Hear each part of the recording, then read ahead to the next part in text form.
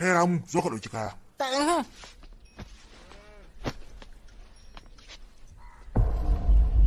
Kai, gaye, da alamu an yanka akuya ko kuma kaza wa zuwanka.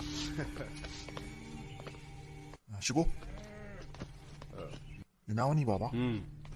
Ana cikin yanayin tashin-tashina, bai kamata ka dinga yin tafiya kai kadai ba. To baba, wannan abokina ne. Barka da yallaɓai. Ai haƙuri daga ƙasar turawa yake.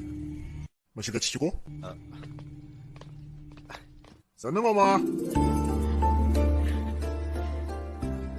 Yaro, ka tuna da gidanku yanzu, kullum kai kana cikin hidiman makaranta. A mama kenan. Wannan abokina je. Sannu anti. Ya dauke ni tsawon lokacin rabona da ganin cikakkiyar al'adar Telugu. Yawa, ka kai shi ɗaki mana. Zan kira ku idan an gama abinci. To mama. Yaya dai gogo? Mun sami ku lafiya? Zuwanka kenan? Wannan gogo ta ce.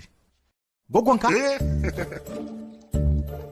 A abin da ban mamaki. Inda ya ce muke kawarsa ce, ba zan musa ba. Ga baffa na nan.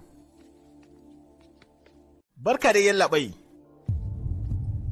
Yaya? Manasa, yaushe ne kika zo? Sati ɗaya kenan yau, wannan sabuwar shigar fa, da sabon salo.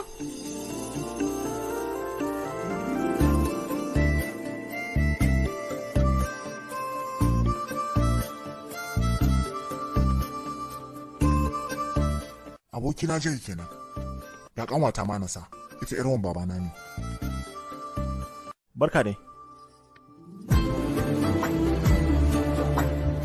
Ya garin? Wannan shi ya sanadiyar canzawa ta.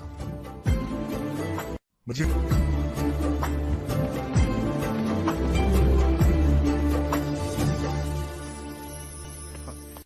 Kawo.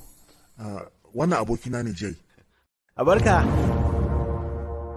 Nan ƙauye ne, har yanda 'yan ƙauye suke yi. Ya haƙuri gaye. Kai, zo nan.